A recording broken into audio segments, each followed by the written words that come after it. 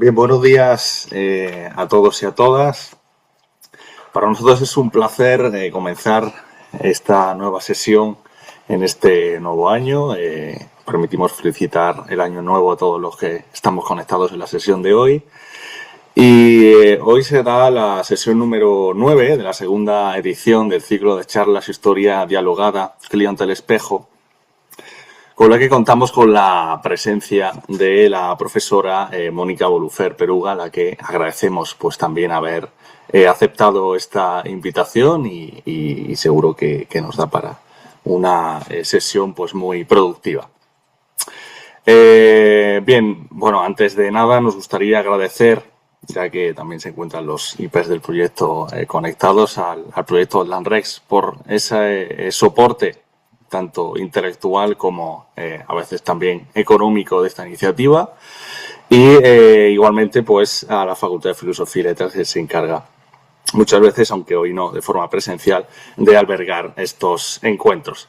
Bien, para quien, evidentemente yo creo que no es necesario presentar a la profesora Bolufer, pero por hacer un breve repaso de su currículum.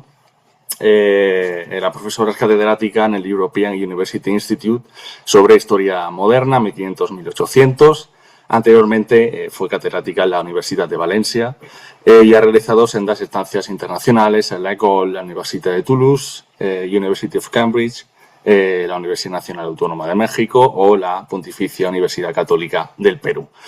Ha trabajado cuestiones de amplio recorrido, de forma general el género, la actividad intelectual de las escritoras durante la Ilustración, cuestiones como la cortesía, los conceptos de civilidad durante ese periodo del siglo XVIII, la construcción de subjetividades, aunque actualmente está trabajando sobre todo el papel de las emociones y el género en cuestiones como la creación, destrucción de imperios o esa correspondencia transnacional y transatlántica en esas fuentes. Entre sus obras pues, se encuentran lo que fue fruto de su tesis doctoral, la obra Mujeres e Ilustración, la construcción de la feminidad en la España del siglo XVIII, también junto a Isabel Morán, Amor, Matrimonio y Familia, o otros libros como La vid de la escritura del siglo XVIII, así como su publicación premiada por la Sociedad Española de Estudio del siglo XVIII, Arte y Artificio de la Vida en Común, los modelos de comportamiento y sus tensiones en el siglo de las luces. Con todo esto, agradecemos, por tanto, a la profesora pues, haber aceptado esta invitación y comenzamos, como siempre, pues retrotrayéndonos un poco al periodo previo a la tesis doctoral. Nos gusta empezar preguntando cómo nació su interés, profesora, para embarcarse en una investigación sobre la construcción de la feminidad en el periodo ilustrado en España. Es decir, qué motivos le llevaron a enfocar su investigación hacia esta materia. Bueno, pues muchas gracias, encantada de hablar con vosotros. Quedaría mejor que dijera que era algo que yo tenía un plan intelectual que se fue forjando lentamente durante mis estudios, eso quedaría como mucho más coherente, pero sería una especie de interpretación retrospectiva, es decir, la Mónica de ahora poniendo su planificación sobre la Mónica de cuando tenía 20 pocos años. No fue así, es decir, yo empecé la carrera queriendo hacer historia antigua, es decir, debatiéndome entre la historia antigua y la historia contemporánea, imaginad. Quedé fascinada por la historia moderna en tercer curso, entonces era la licenciatura de 5 años. Y si quieres que te diga la verdad, yo no recuerdo exactamente en qué momento pensé en el tema y sospecho que ni siquiera yo pensé en el tema, sino que fue posiblemente, casi seguro, una sugerencia de la que se acabaría convirtiendo en mi directora de mi tesis doctoral, que era Isabel Morán. Entonces yo con ella descubrí la historia de género y la historia cultural.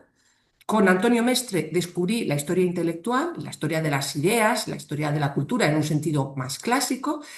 Y de alguna forma yo creo que fue la propia Isabel la que me sugirió trabajar sobre el siglo XVIII español, que por otra parte yo estaba también estudiando con Antonio Mestre desde otro ángulo. Pero creo, si he de ser justa, que no fue idea mía, sino que quizás la sugerencia de tema vino de Isabel Morán, pero a mí inmediatamente me cautivó ese tema. Me podrían haber cautivado otros, ¿eh? Quiero decir que en esto de las vocaciones yo creo que también es muy relativo. A mí me Ujú, encantaba, por ejemplo, la época de la Reforma, ¿no? Los debates teológicos entre calvinistas, luteranos, todas las herejías religiosas, los grupos minoritarios, la guerra civil inglesa, las sectas, etcétera. Es decir, yo podía haber hecho una tesis sobre un periodo y un tema muy distinto, y estoy segura que estaría igualmente apasionada, pero bueno, me acabé inclinando por ese, ¿no? Y desde entonces lo abracé y bueno, pues digamos, en ese periodo me he seguido moviendo el resto de mi trayectoria. ujú. El papel de su directora de tesis, Isabel Morán, que ya la ha mencionado, pues fue elemental, ¿no? Tanto en el proceso, digamos, académico como luego, pues, en el personal, en las publicaciones que han escrito juntas.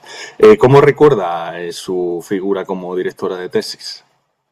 Bueno, pues sí, ella, Isabel Morán, empezó siendo una profesora, siguió siendo una directora de tesis y luego con el tiempo se ha convertido pues, en una amiga de toda la vida digamos, y en una colaboradora, o yo colaboradora suya, es decir, hemos hecho muchas cosas juntas, hemos publicado juntas, hemos organizado actividades juntas, académicas, etcétera, aparte de compartir una amistad personal. Su papel fue fundamental, más que en orientar las fuentes, es decir, porque ella estaba trabajando entonces y ha seguido trabajando sobre la ilustración francesa.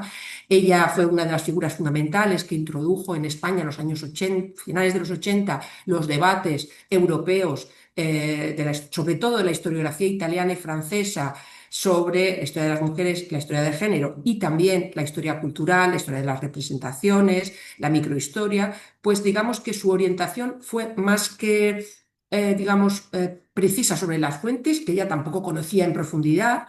Ahí me tuve que buscar la vida yo, digamos. Fue más bien una orientación de tipo intelectual, ¿no? Teórica, metodológica, de lecturas, más bien sobre la ilustración europea. Digamos que la parte de la ilustración española me tuve que buscar la vida yo, en el buen sentido, y la parte, digamos, de la ilustración internacional y sobre todo los aspectos teóricos y metodológicos de la historia de género y de la historia cultural, pues ahí ella me abrió camino y de alguna forma entre lo empírico y lo teórico, pues fui construyendo como todas las tesis se hacen, ¿no? En lo empírico, entre lo empírico y lo teórico. Sí que debo subrayar que en mi formación tuve una parte teórica fuerte que era muy importante en aquel momento porque eran campos que se estaban construyendo. Quiero decir que la historia cultural y la historia de género se estaba construyendo en ese momento y por tanto era importante, es importante siempre, ¿eh? Pero en aquel momento yo creo que era tener una buena armadura, una estructura sólida teórica y metodológica. Volviendo a esta cuestión sobre el papel, ¿no?, de la dirección de tesis doctorales, siempre solemos preguntar a figuras como usted, que han dirigido varias, ¿qué se aprende como directora de tesis bueno, cuáles deberían ser un poco las virtudes, retomando esa característica del 18 de un director de tesis o directora de tesis?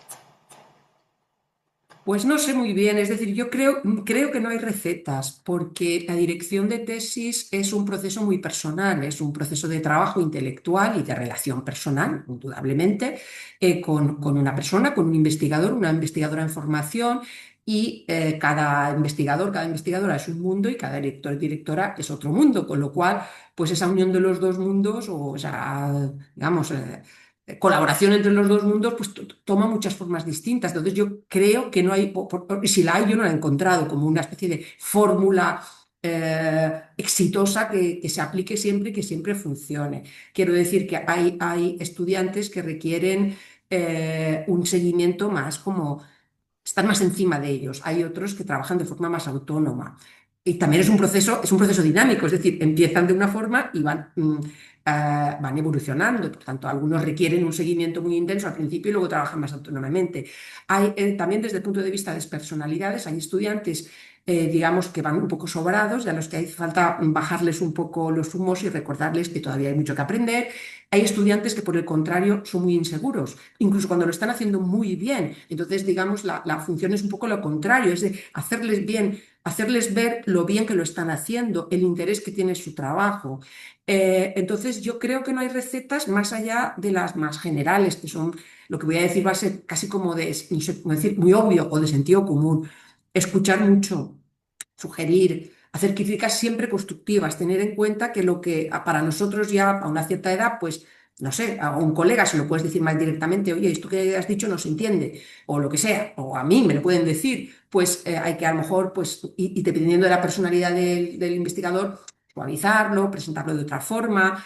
Y luego yo creo que es algo que es muy importante, ayudarles a encontrar la tesis que ellos y ellas quieren hacer. Por supuesto, la que sea relevante o una que sea relevante, pues hay una sola, una que sea relevante científica e historiográficamente. Pero aparte de eso, la que ellos y ellas quieren hacer. Es decir, las pasiones intelectuales son tan variadas como los gustos y es una tontería intentar convencer a una persona de lo contrario. Yo recuerdo una conversación, en este caso era para una tesis de máster, una conversación con un estudiante que quería hacer una tesis de máster y yo estaba intentando venderle un tema y yo estaba diciendo, entonces yo de repente lo miré y vi que ponía cara de que como que no le hacía el tema. Y le dije, oye, sinceramente, ¿te parece interesante tú?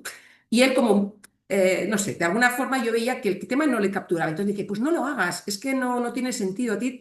O sea, hay una cuestión de relevancia intelectual, pero luego hay que el tema te atrape o no. Vas a estar muchos años trabajando en ese tema, es importante que te atrape. Por tanto, bueno, pues él acabó haciendo otro tema con otra persona con el que fue muy feliz y yo acabé encontrando otra persona para ese tema a la que sí que le atrapaba. Entonces, mejor para todos, ¿no? Es importante eso, ¿no? La tesis ayudarles a encontrar la tesis que ellos pueden, quieren y saben hacer, por supuesto, y darles instrumentos, ayudarles a adquirir los instrumentos para hacer aquello que no todavía no saben hacer, pero que pueden aprender.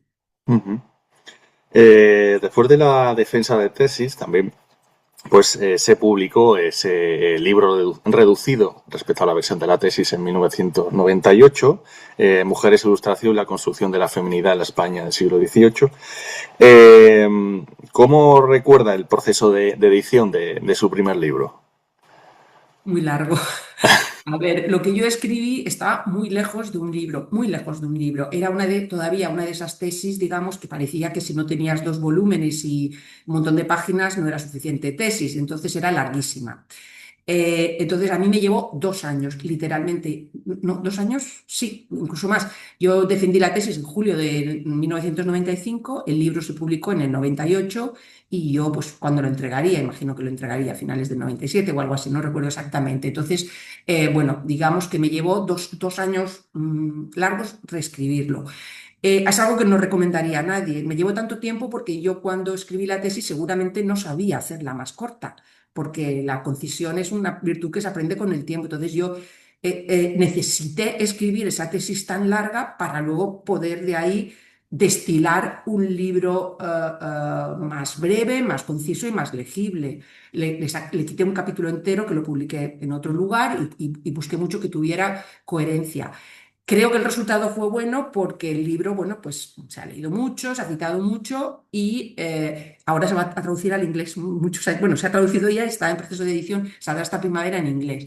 Eh, pero, a ver, yo recomendaría intentar escribir más breve y sobre todo pensando más en algo que se parezca más a un libro. Nunca puede ser lo mismo porque la tesis requiere ciertos ejercicios intelectuales, de presentación de la historiografía, etcétera, que en un libro se tienen que abreviar, pero intenta pensar en la tesis como algo que va a ser un libro. Yo creo que ni siquiera lo pensé, o si lo pensé, no. Pero bueno, digamos, se aprende también de los errores. En este caso no lo veo tanto como un error, como un proceso que yo necesitaba hacer así. Pero hay muchos estudiantes ahora que saben escribir más corto o que ya se han entrenado en sus trabajos de máster. Por tanto, no es algo que yo recomendaría, hacerla muy largo. Si no sale de otra forma, pues bueno, luego se puede trabajar, pero hay que trabajarlo mucho después. Ujú.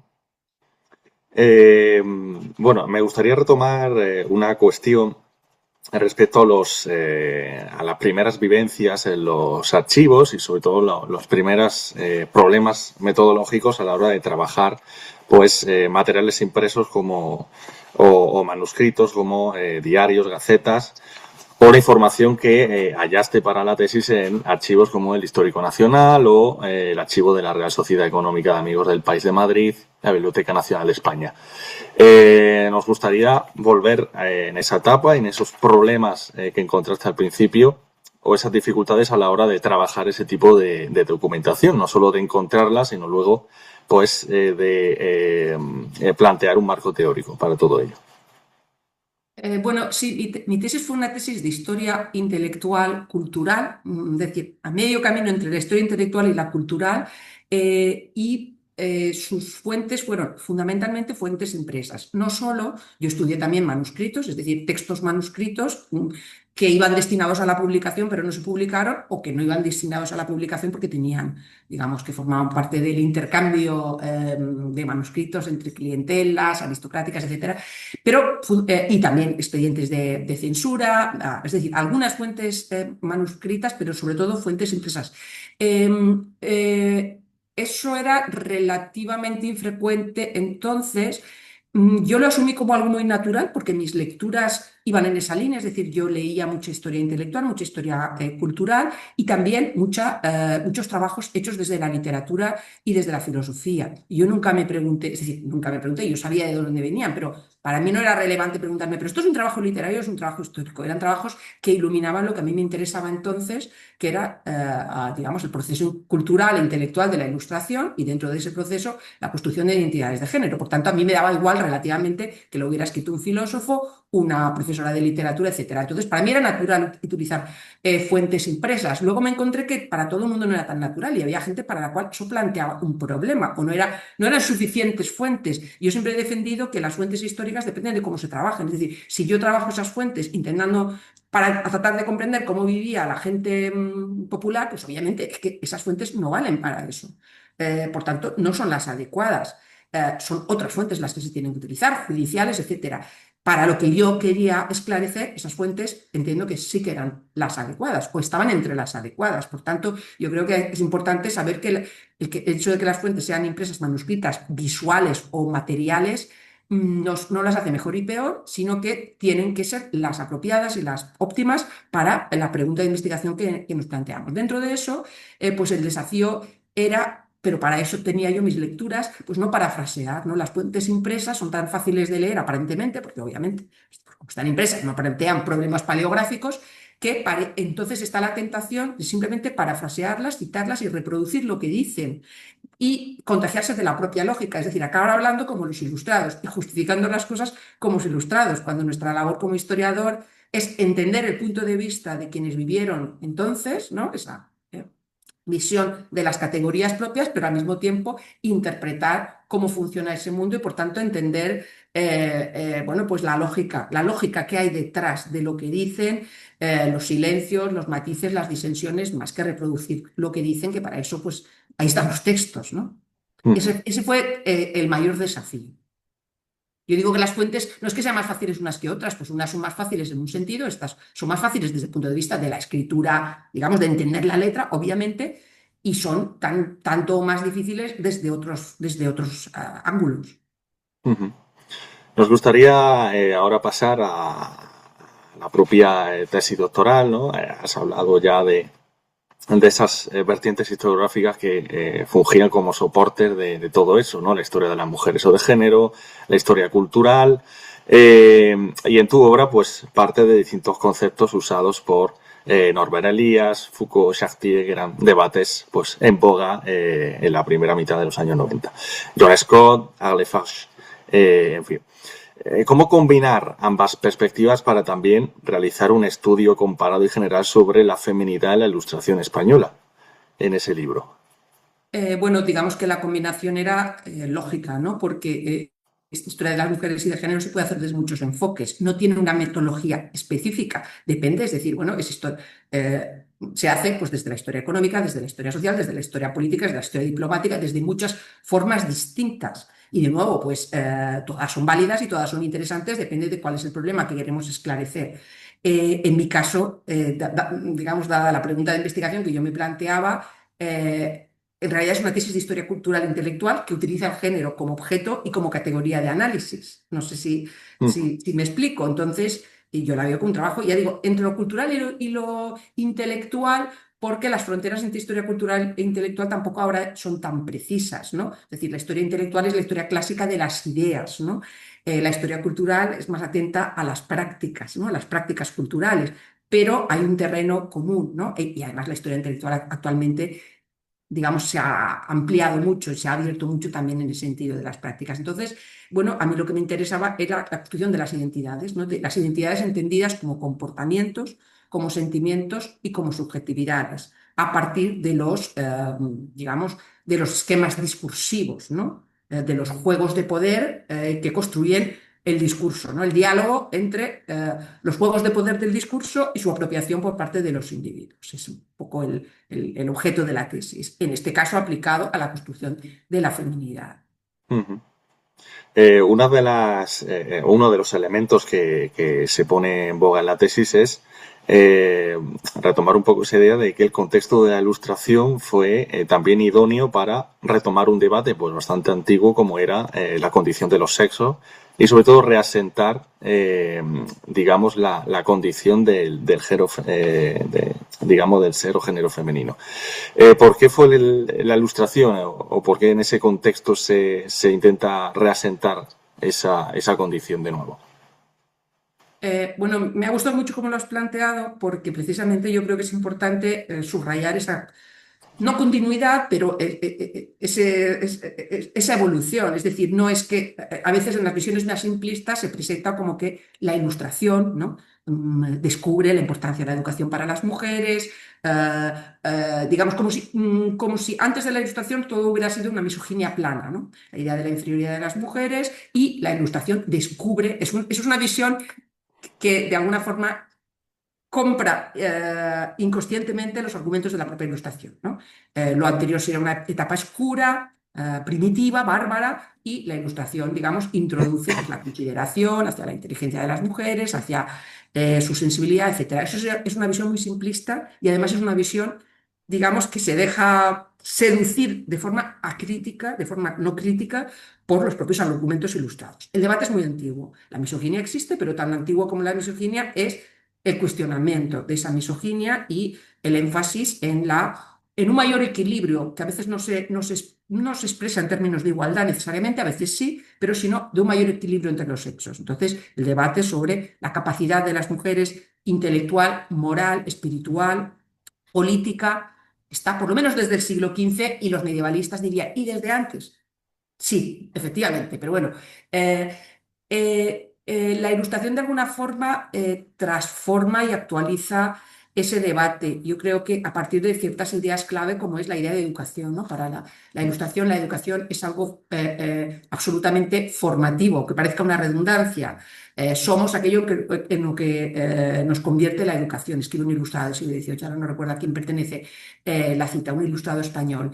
Entonces, la idea de que la naturaleza humana es una naturaleza moldeable y que, por tanto, las fronteras entre naturaleza y cultura son muy dudosas, es una idea que planea en toda la Ilustración. Entonces, dentro de ese cuestionamiento, de esa pregunta, de ese intento de reafirmar la naturaleza, pero también de cuestionarla o de ponerla un poco en suspenso, pues la naturaleza de la diferencia entre los sexos es una de las cuestiones que se plantea. Eso desde el punto de vista más intelectual, más teórico. Desde el punto de vista práctico, por los esfuerzos, digamos, por la dimensión más utilitaria, pragmática de la Ilustración, ¿no?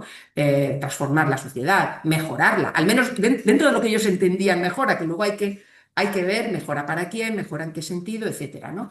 Mejorarla, transformarla, la idea de progreso, ¿no? De fomento, de renovación. De nuevo, no estoy asumiendo la categoría de progreso tal como fue enunciada, estoy subrayando que es una categoría importante para la época. Pues dentro de eso hay que movilizar, por así decirlo, a toda la población, ¿no? Y dentro de eso, pues los dos sexos tendrían su capacidad de contribuir como ciudadanos, aunque ciudadano y ciudadana signifique cosas distintas en el 18 español de lo que significará en la etapa revolucionaria y cosas distintas para hombres y para mujeres, pero es la idea de movilizar para construir la reforma social, que es una reforma del interior y del exterior, ¿no? Una reforma del individuo y una reforma de la sociedad.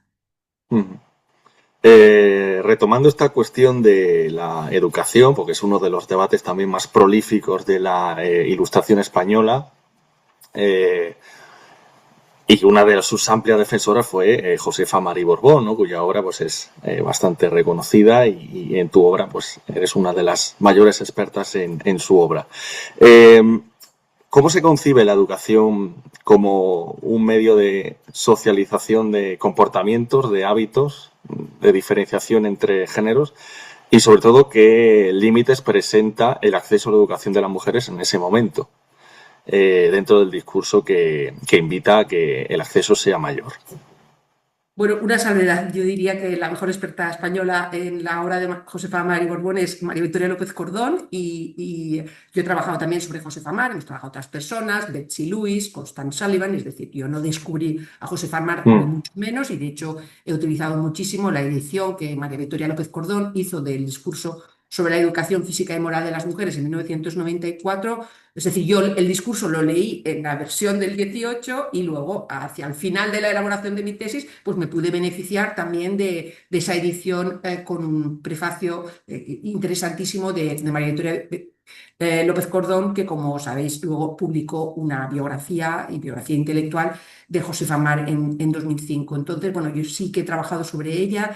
Yo creo que la educación es fundamental en su caso, de hecho le dedica su obra mayor, su tratado amplio de la educación física y moral. Hay que aclarar que por física y moral ella entiende, digamos, la educación del cuerpo y la educación de las virtudes y de la mente, es decir, moral no es en el sentido solamente de moral religiosa. De hecho, el capítulo dedicado a la religión es el más corto de todo el libro, sino que moral se entiende en un sentido más amplio que abarca las virtudes sociales, las virtudes religiosas, a las que dedica un apartado muy cortito, y también toda la formación intelectual, ¿no? Y la formación civil también, está dentro de la segunda parte del libro, que es la educación moral, en sus palabras. Entonces, bueno, yo creo que Josefa Mar representa muy bien esa dimensión posibilista de la Ilustración española. Es un texto que se ha visto como un texto conservador, o que tampoco es muy interesante, comparado con su discurso sobre el talento de las mujeres, que es una defensa acérrima de la igualdad. Hay que tener en cuenta que son dos géneros completamente distintos. Uno es del género polémico, podríamos decir. El discurso sobre el talento es un texto escrito para defender la admisión de mujeres en la sociedad económica, por tanto es un texto más breve y además un texto en ese formato polémico, mientras que el discurso sobre la educación física y moral es un tratado, un texto más extenso. Y yo creo que María Victoria López Cordón ya se señaló muy bien en su momento que eso es engañoso, es decir, es un texto que en realidad es mucho más interesante de lo que parece a primera vista, ¿no? Porque parte de la idea de igualdad no la vuelve a defender, pero no porque no la sostenga, sino porque la da por sentada, ya la ha defendido en el ensayo, es decir, hombres y mujeres tienen la misma capacidad intelectual y por tanto las mujeres tienen capacidad de estudiar cualquier materia, cualquier materia. Otra cosa es que Josefa Mar es posibilista, como posibilista es en general la Ilustración española, es decir, bueno, que puedan estudiar cualquier materia no quiere decir que todas las mujeres deban recibir la misma educación. Josefa Mar escribe fundamentalmente pensando en las mujeres que llama civiles, es decir, nobles, burguesas, etcétera, ni que deban de recibir exactamente la misma educación que los hombres, porque la estructura de la sociedad es una estructura dada. En la estructura de la sociedad de la sociedad estamental hay un reparto de funciones por estamentos y también por sexos. Eh, Se entrevé en sus palabras que es algo con lo que ella no está de completo acuerdo, pero es lo existente. Y se trata de educar a las mujeres para la sociedad en la que tienen que vivir, para las condiciones en las que deben encontrarse, no para una especie de sociedad ideal o utópica. Entonces, digamos, entendiéndolo así, se aprecia que ella no pone límites a la educación de las mujeres. Las mujeres, según su condición social y según su capacidad individual, eso es algo muy importante también, esa idea de la capacidad individual. Todas las mujeres no son igualmente inteligentes, no tienen el mismo interés por el saber, como todos los hombres tampoco, es obvio, ¿no? Pues aquellas que deseen saber más, como es su caso, pueden aprender latín, pueden aprender griego, pueden aprender cualquier cosa, ¿no? Entonces, bueno, visto así, en realidad es un manual mucho más, un tratado mucho más ambicioso o mucho más innovador de lo que parece. Otra de las grandes escritoras ilustradas que has trabajado con bastante recurrencia es Inés Hoyer, de la cual editaste su obra también. Y que, bueno, ambas también participan en estos debates sobre la educación, pero también el debate sobre cuestiones como el lujo, la indumentaria femenina, cuestiones como la higiene o la lactancia. ¿Qué diferencias podrías plantear entre ambas obras? Porque muchas veces, bueno, la obra de Josefa Mar y Borbón es menos dada a polemizar con otros autores. La de Inés Joyes es mucho más beligerante en este sentido. Eh, pero bueno, ¿qué diferencias podrías de forma general abordar en esas dos obras? Sí, bueno, en primer lugar comentar algo que has dicho en la pregunta y también me ha parecido muy bien planteado, que es que ellas entran en debates como el debate sobre el lujo, el debate sobre la educación, la cuestión del viaje, el papel del viaje en la formación. ¿Por qué subrayo esto? Porque parece mentira, pero todavía hoy, cuando se comenta textos de escritoras o de pensadoras, se tiende a presentar como si al escribir desde una posición de mujeres, como lo son, ¿no? Mm, aquello que escriben tuviera interés o se refiriera solo a la cuestión de las mujeres. No sé si me explico, es decir, no, ellas contribuyen a debates que son fundamentales en la ilustración, lo plantean en algún caso referidos a las mujeres, pero digamos que tienen algo que decir y algo que aportar, participan y al mismo tiempo contribuyen a los debates que preocupan a sus contemporáneos, ¿no? Hombres y mujeres, ¿no? Quiero decir, el debate, el lujo, has puesto el ejemplo, la cuestión de digamos, cómo definir la virtud, no sé, muchas cuestiones que son absolutamente fundamentales en la ilustración. Entonces, yo de hecho, una estrategia que he utilizado con frecuencia es utilizar sus textos junto con otros de varones cuando he escrito sobre otras cuestiones, como es la civilidad. Es decir, no es que ellas escriban sobre las mujeres y entonces Jovellanos escribe sobre temas de interés general, supuestamente, no, ellas escriben como mujeres sobre temas de interés general y sobre la forma en que esos temas de interés general afectan particularmente a las mujeres. Entonces, eso me parece importante. En la civilidad, por ejemplo, ¿no? Hay mucho que leer en Josefa Mar y en Inés Joyce, pero especialmente en este caso en Josefa Mar, acerca de cómo se define la civilidad natural, la civilidad aprendida, etcétera, y otras muchas cuestiones. En cuanto a la diferencia entre sus obras, bueno, en este caso habría que comparar no tanto la Josefa Mar del discurso sobre la educación física y moral como la Josefa Mar del discurso sobre el talento, que es más parecido en formato a la apología de las mujeres que escribe Inés Joyes como acompañamiento de su traducción de una novela inglesa, El príncipe de Abisinia. En los dos casos se trata de textos breves, ¿no? De formato ensayo, no de formato tratado, como sería el discurso sobre la educación física y moral, y de textos polémicos que defienden de una forma explícita, digamos, el talento de las mujeres. Quizá una diferencia fundamental es que el texto de Josefa Mar está planteado de una forma más neutra, mientras que el texto de a la policía de las mujeres está escrito más desde la experiencia, es una elección. Sería un poco largo preguntarse por qué, ¿no?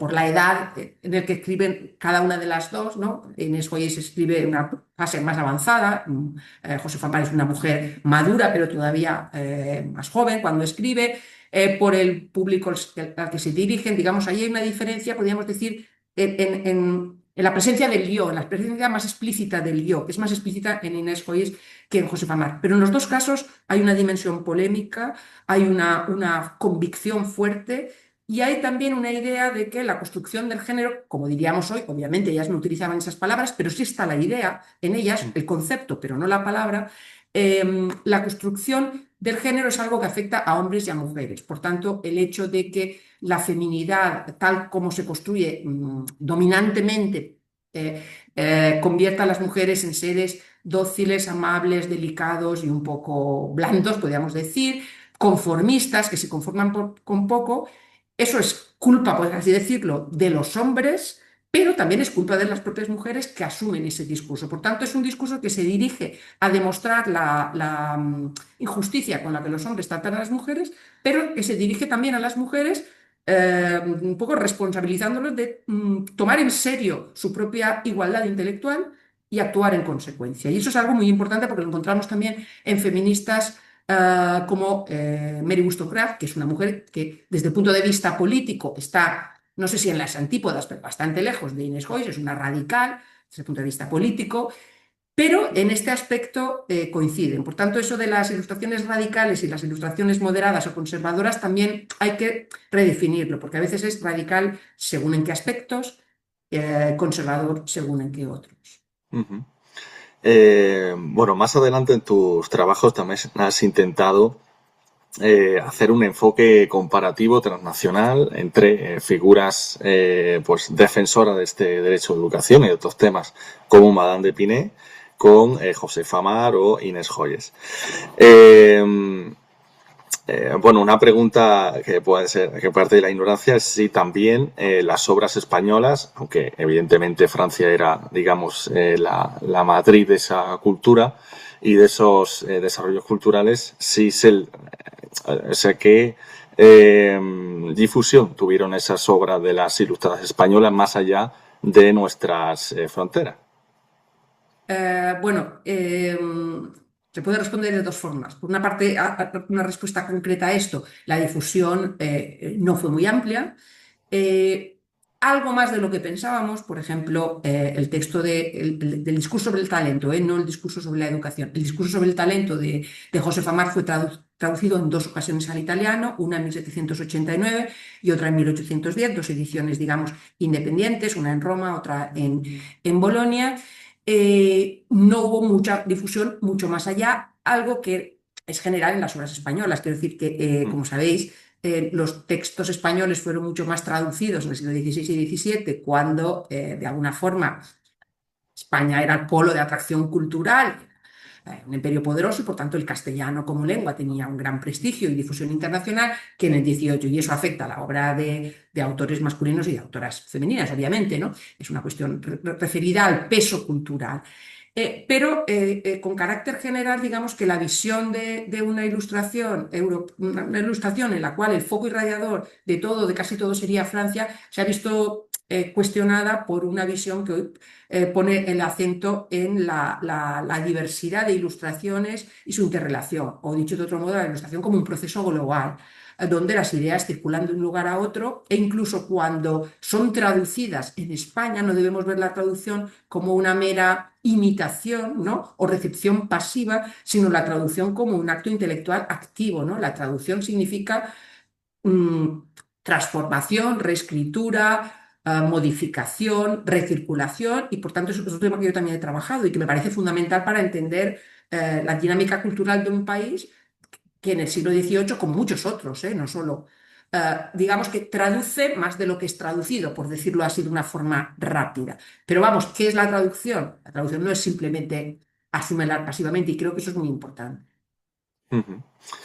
Bueno, antes de pasar a mi compañero Mario, me gustaría también preguntarte, bueno, tenemos muchas preguntas como siempre, pero nos gustaría centrarnos en la cuestión de la Junta de Damas, ¿no? Que es una iniciativa que combina pues una cierta apertura, pero también un cierto control por parte de la corona. ¿Cómo valora este modelo? Es decir, como un avance significativo, una solución de compromiso dentro del contexto en el que se origina, una forma de contención de ese potencial emancipador. Eh, ¿Cómo se valoraría esos procesos de la Junta de Damas? La Junta de Damas tiene que valorarse en el contexto y en relación con la sociedad económica matritense y a su vez en el contexto más amplio de lo que significan las sociedades económicas en el mundo hispánico del XVIII, ¿no? Y más ampliamente todavía las sociedades patrióticas en general en la ilustración europea y americana. La sociedad económica matriten, es decir, las sociedades económicas son una iniciativa, digamos, nobiliaria que surgen a partir de las tertulias de Azcoitia, ¿no? Que surgen primero en el País Vasco, por tanto es una iniciativa en el marco de las pequeñas sociedades que decía Philippe Aguies, ¿no? Es decir, de las reuniones de personas que se reúnen por afinidad, es decir, no de forma institucional, sino por afinidad, para debatir temas comunes y otras muchas cosas, ¿no? Para hacer, hoy diríamos, networking, ¿no? Es decir, son instituciones que tienen una dimensión intelectual, pero una dimensión política y una dimensión de sociabilidad, y si queréis hasta de cotilleo, ¿no? Es decir, los aspectos personales y políticos están juntos. Entonces, la sociedad matritense, económica matritense, tiene un enfoque un poco distinto porque está más directamente vinculada a la iniciativa de Florida Blanca, por tanto está, digamos que más tutelada, por así decirlo, por el poder, la sociedad en su conjunto. Y dentro de ese marco se plantea el debate sobre la misión de mujeres y su solución final, por así decirlo, o su resolución, es decir, un debate en el cual hay varias voces enfrentadas, la mayoría son partidarias de la admisión de mujeres con argumentos más bien, podríamos decir, pragmáticos, ¿no? o utilitaristas, y se elevan voces en defensa de la igualdad de los sexos, la de Josefa Mar, y me gusta mucho recordarla, la de Ignacio López de Ayala, que es un ilustrado masculino que hace una defensa interesantísima, también le dedica un trabajo, porque es un perfil interesante de la igualdad de los sexos, es decir, de la admisión de las mujeres a los espacios públicos ilustrados, no tanto como una cuestión pragmática, a ver para qué nos pueden ayudar, a ver en qué pueden colaborar, sino como un acto de justicia, si son iguales en capacidad, no hay ningún argumento intelectual ni moral válido para negarles la participación en los espacios públicos del reformismo ilustrado. Bueno, pues al final la resolución es la creación de la Junta de Damas, que es una junta, digamos, anexa a o parte de la sociedad económica. Ahí es muy interesante porque hay una especie de juego, de tensión sobre si eso significa que es subordinada a la matritense, como los dirigentes de la matritense, es decir, de la matritense masculina entienden, ¿no? Que pretenden tutelar bueno, pues los trabajos y los documentos que surgen de la Junta de Damas, o de si, como las damas argumentan, es una sociedad hermana, y entonces como tal hermana sería paralela pero no subordinadas, es decir, independientes y vinculadas entre sí, pero no subordinadas. Entonces, es muy interesante. A mí no me gusta hablar en términos de progreso o retroceso, es decir, porque, a ver, porque yo creo que las dinámicas históricas en general, hay momentos de revolución y, digamos, y de cambios bruscos, enormes, pero con excepción de esos momentos, que no es el caso de la España de finales del 18, en realidad el cambio histórico se produce por pequeños cambios, ¿no? Es decir, por adaptaciones, por... Entonces, bueno, yo creo que corresponde a ese tipo de mecánicas, ¿no? Bueno, pues se abre para dar voz, para de alguna forma no hacer un desaire a las damas y contar con su colaboración para tareas que se suponen las que ellas pueden tener una mayor capacidad, por la beneficencia, las industrias textiles relacionadas con el lujo, etcétera, y ellas, una vez eso se crea, pues toman sus competencias en sus manos y desarrollan una labor incluso científica importante, como ha desarrollado en un libro Elena Serrano, ¿no? Científica, de experimentación, de promoción, etcétera, etcétera. Entonces, bueno, yo lo entendería en ese sentido, ¿no? Como un motor que se pone en marcha, y una vez se pone en marcha, pues tiene consecuencias en muchos ámbitos. Pues Mario, si te parece. Bien, continuando con lo que comentaba Alberto anteriormente, es interesante lo que hemos comentado sobre, es cierto, las autoras en sí, estas españolas ilustradas, pero claro, y uniéndolo con otra de sus aristas de investigación, profesora, también usted ha reflexionado mucho sobre historiar la vida de estas mujeres, de construir una biografía. Ahora, claro, nosotros lo ponemos en comparación con otras invitadas al ciclo, Carmen Sasayán, que nos habló sobre las mujeres que son empresarias teatrales, Ofelia Rey Castelao, que nos habló con las solteras, las viudas, en fin, aquellas mujeres también en otro contexto, pero ¿cuáles son en este caso, mujeres formadas, mujeres de verdad con recorrido, con lecturas, con experiencias, con viajes, en fin, cuáles son las dificultades de hacer o reconstruir la trayectoria biográfica de estas mujeres que estaban insertas en un contexto muy particular y que se vinculaban con ciertas personas muy relevantes en la época? Bueno, pues el problema fundamentalmente es un problema de fuentes, porque, digamos, se dice a veces, ¿no? Sobre las mujeres populares o sobre las clases populares en general, hay muy pocas fuentes. Bueno, a ver, no hay muy pocas fuentes. Hay muchas fuentes, pero digamos, es difícil reconstruir biografías. Normalmente lo que tenemos son chispazos, ¿no? Una persona que aparece en un proceso judicial y ya no sabemos no sabemos qué pasó con ella antes. Más allá de lo que nos dice el propio proceso, no sabemos lo que pasó después, etcétera, ¿no? En personajes como estos, sabemos algo más, pero no tanto tampoco. Quiero decir que, por ejemplo, en el caso de Josefa Mar no se conservan cartas. Sería interesantísimo conocer sus redes intelectuales, por ejemplo, con los jesuitas expulsos, pero simplemente no se conservan cartas y a estas alturas, pues yo creo que ya hemos desesperado de encontrarlas, seguramente. O sea, que escribió cartas, a ver, seguro, porque es que en el siglo XVIII todo el mundo escribía cartas, ¿no? Esos círculos intelectuales por supuesto, ¿no? Y si no, ¿cómo se...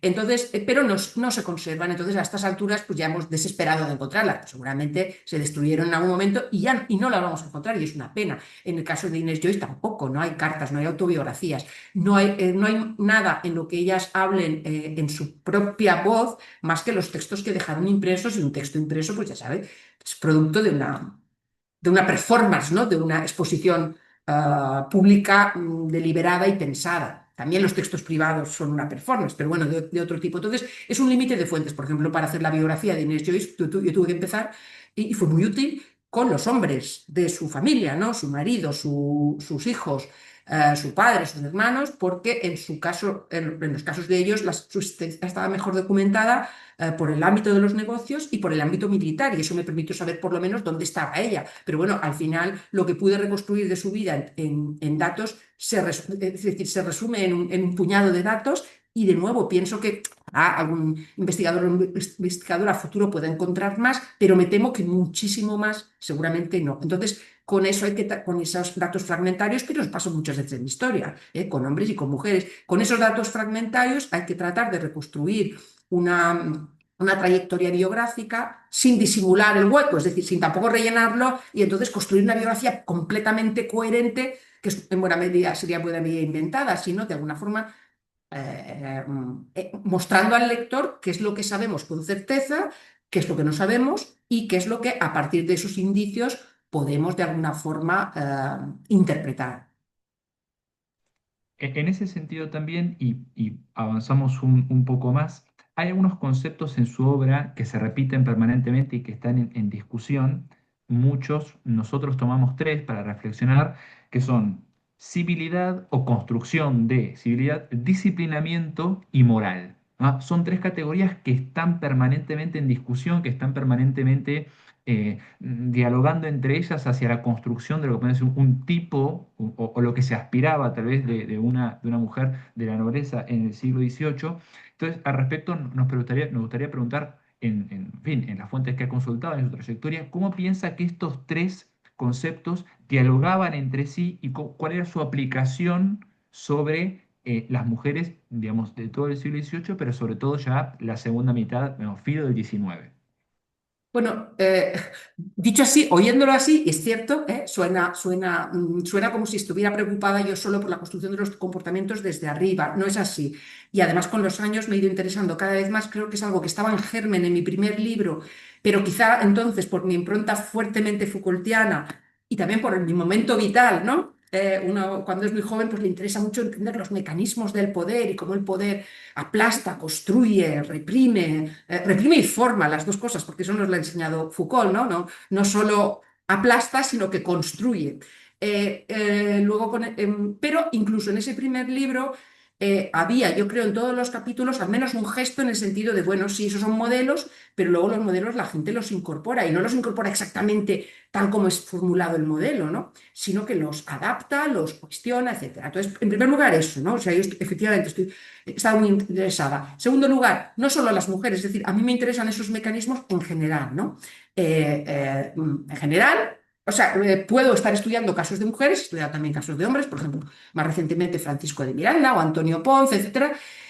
Pero más allá de eso, no sé cómo decir, es esa dinámica entre el individuo y la construcción del comportamiento. Y ese individuo puede ser una mujer o puede ser un hombre, y puede ser un individuo determinado u otro, en un contexto u otro, de una clase social u otra, con una formación u otra. Y todo eso lo tenemos que integrar en un análisis, y produce diferencias, pero en última instancia se trata de esa dinámica entre la sociedad, digamos, los modelos y el individuo.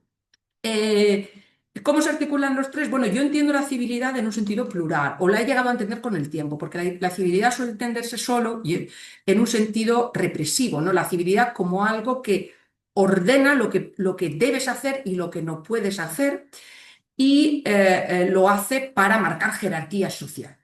Sí y no. Esa es una dimensión de la civilidad. Hay otra dimensión de la civilidad, que es el reconocimiento del otro. Somos educados y corteses con los demás. ¿Por qué? Porque queremos mostrar que somos muy distinguidos. Puede ser. Porque queremos marcar nuestra diferencia social y somos corteses con nuestros inferiores para que vean que somos. Puede ser. Pero también, y esos ingredientes se combinan de forma desigual, en primer lugar, porque reconocemos la humanidad del otro. Es decir, somos corteses con otra persona porque reconocemos la humanidad del otro y ahí hay un gesto, yo no diría democrático, no tiene por qué ser democrático, pero hay un gesto de reconocimiento, ¿no? Y luego hay factores que juegan entre sí, es decir, está el estamento, pero está también la edad. Hay que tener una atención especial a las personas mayores y entonces la edad y el estamento juegan y se combinan, y etcétera, ¿no? Entonces, quiero decir que la civilidad tiene esa matriz más erasmiana, que es la civilidad como reconocimiento del otro, forma de suavizar los contactos, de civilizar el comportamiento. ¿Cuál es lo contrario de la civilidad? La violencia, y bueno, el momento no puede ser más oportuno ahora. Quiero decir que ver la cortesía como una especie de cosa superficial, artificiosa y que está marcando diferencia y jerarquía es ver una dimensión, pero la otra dimensión es esa, ¿no? Bueno, somos civilizados como los demás porque queremos ser corteses, y en ese sentido la civilidad tiene algo que ver con la bondad, con la amabilidad, con la consideración, ¿no? Se me ocurría un ejemplo, por ejemplo, recuerdo una vez yendo por las calles de Lima que había una señora pidiendo por la calle y fue un policía y le dijo, por favor, señora, usted no puede estar aquí, no puede pedir. Entonces me pareció un trato muy cortés. Esa mujer era una mendiga, pero era una señora, tan señora como la que más, ¿no? Entonces el policía, digamos, hizo su deber, podemos decir, podemos cuestionarnos la norma. Bueno, pues hay una norma que prohíbe la mendicidad y entonces le dijo a esta señora que estaba incumpliendo la norma y que por favor se fuese, pero lo hizo con cortesía. Bueno, pues a ver, de todas formas, no le permitió mantener su actividad, pero eso era muy, muy distinto y denota un gesto de civilidad también en el sentido de ser civil, ¿no? Somos parte de la misma sociedad. Entonces, eso me parece importante, porque si no, vemos la civilidad en un sentido muy, muy, muy reduccionista. Entonces, en ese sentido, bueno, la civilidad es una forma de disciplinamiento, efectivamente, de disciplinamiento del yo en primer lugar, ¿eh? Yo ordeno mis propios pensamientos y mis propios sentimientos y mantengo, digamos, controladas mis pasiones, de disciplinamiento del comportamiento social. Bueno, pues yo no doy un grito o no actúo con violencia o actúo de determinada forma y en ese sentido están muy conectadas. Pero también la civilidad también tiene una dimensión moral, ¿no? Esa dimensión de, bueno, la civilidad como expresión de una cierta bondad y luego y añado sobre eso más, también hay que entenderlo en relación a la forma de entender lo interno y lo externo, el yo y lo externo. Nosotros somos herederos todavía de forma inconsciente de una noción muy romántica del yo en la que lo auténtico brota del yo entendido como algo íntimo e interior, distinto de lo externo y muchas veces en contraposición con lo externo. Por tanto, desde esa perspectiva, la civilidad entendemos en el sentido represor, ¿no? Yo querría expresar mis pasiones libremente porque eso es lo guay, ¿no? Pero la civilidad me obliga a contenerlas. Bueno, o, por ejemplo, bueno, pues la civilidad es inauténtica porque yo puedo estar pensando que desprecio a una persona, pero exteriormente muestro, digo, señora, levántese y no pida, pero yo interiormente estoy pensando, esta es una mendiga desagradable. Puede ser, o sea, los pensamientos internos no los podemos saber, pero la visión pedagógica clásica, la idea que está arraigada en la pedagogía clásica grecorromana y que atraviesa el Renacimiento es que actuar sobre lo externo es una forma de actuar sobre lo interno. Es decir, la idea, un poco ideal, pero que tiene una parte de verdad, es si yo me comporto educadamente, civilmente, si yo expreso amabilidad, consideración, eso va trabajando mi interior y va haciéndome amable y considerado, y no solo amable y considerado en lo externo y tal. Entonces, es una tensión que hay ahí que creo que es interesante. Y en ese sentido, pues ahí, ¿no? Sería la civilidad, sería disciplinamiento, pero sería también moral. Añado que, por ejemplo, una palabra que estaba todavía presente en el vocabulario del 18 y de épocas y de los siglos anteriores, desde el Renacimiento y antes, y que en el siglo XIX va desapareciendo progresivamente en ese sentido, es política. Es decir, política en el 18 y el 17 era sinónimo de civilidad. Civilidad, cortesía, política, urbanidad, todos esos eran sinónimos con ligeros matices. O sea, política podía querer decir el gobierno de la República, pero quería decir también el gobierno, digamos, de las pasiones.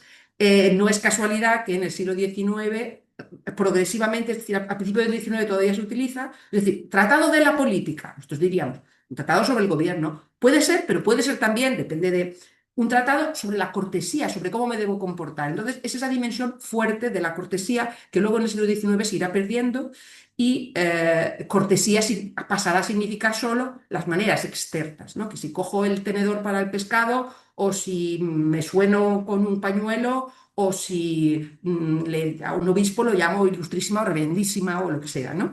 Entonces, pero esa conexión entre la política como gobierno y la política como gobierno de sí es algo que está arraigado en la pedagogía clásica y que no se pierde hasta el XIX. Aprovecho la anécdota sobre Lima para Sí. introducir el tema americano. La verdad que la anécdota no podría haber sido más propicia. Más que en el tema americano, antes, en general. Claro, en esta relación entre individuo y contexto, digamos, que ambos se están condicionando, digamos, permanentemente, ¿qué rol, qué papel, sobre todo, insisto, en el ámbito de estas mujeres, podría haber generado la literatura de viajes? Esto es, conocer o ver otras realidades, Inglaterra, Francia o Italia, incluso la que pudiese haber sido, cómo esa literatura, conocer otros modelos, tener contacto, observar, percibir, oír, condicionaba también los modelos que en la monarquía de España, sobre todo territorio peninsular primero, se estaban forjando. Bueno, yo ahí pondría entre paréntesis lo de mujeres y hablaría más en general. En Luego se pueden general. hacer matices, pero digamos el papel de la Claro. literatura de viajes como abriendo horizontes. A ver, la literatura abre horizontes, la literatura, o sea, la experiencia del viaje abre horizontes y puede abrir la mente, pero puede también reafirmar en los principios de los que se parte, ¿no? Entonces, yo creo que ahí, a mí me ha interesado mucho, me sigue interesando la literatura de viajes, dediqué 2 años enteros a editar, es decir, a editar el viaje fuera de España de Antonio Ponz, es decir, a editar ese texto y a estudiar el viaje de Antonio Ponz y le di muchas vueltas a la idea del viaje. Entonces, creo que hay bueno, pues depende de la actitud, ¿no? Por ejemplo, se puede emprender un viaje con un programa y con unos principios, y si se quiere, con unos prejuicios, y luego volver habiendo reafirmado esos prejuicios o habiéndolos de alguna forma cuestionado. Montaigne, Michel de Montaigne, escribía que el viaje es como rozar tu cerebro. Me encanta esa metáfora porque además es muy física. Rozar tu cerebro con el cerebro del otro, entonces algo que se roza nunca se puede quedar igual, porque el rozamiento produce una marca, ¿no? Entonces a mí me parece eso muy bonito.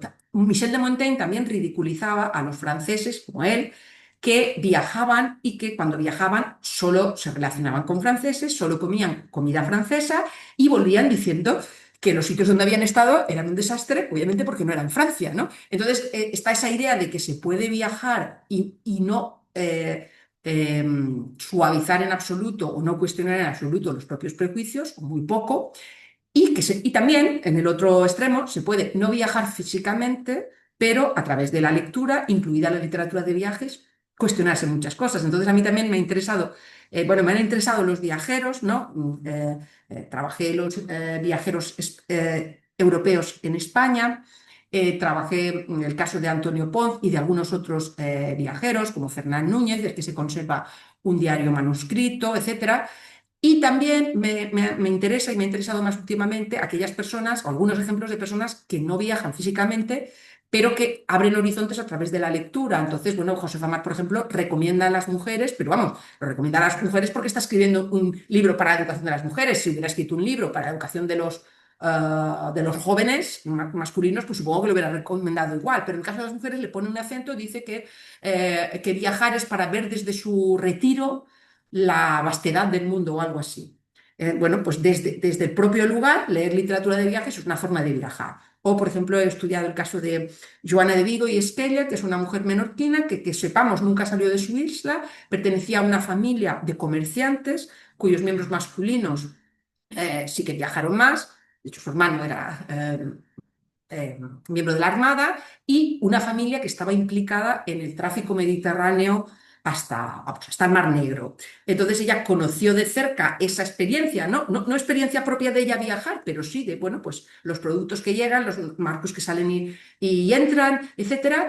Y manejó la biblioteca familiar, que era una biblioteca muy rica y muy moderna, y tradujo o comentó algunos de los textos de la biblioteca familiar o para parafraseó o recogió citas de algunos textos de la biblioteca familiar, incluidos un texto de viajes y la historia natural de Buffon, que es en cierta medida también un texto de viajes, ¿no? Donde se recoge esa diversidad. Entonces encontramos notas suyas sobre las pirámides de Egipto, sobre las minas de no sé dónde. Entonces, bueno, fue una forma, o sobre las frutas exóticas de la cuenca del río Zaire, ¿no? Entonces, bueno, fue una forma, la lectura fue para ella una forma de viajar mentalmente. ¿Con qué resultados? Pues no lo sabemos. No sabemos si eso cambió sus ideas o no las cambió o los reafirmó o es simplemente esa actitud, digamos, de sorpresa entre lo distinto y lo maravilloso. Pero en cualquier caso, seguro que con algunos resultados.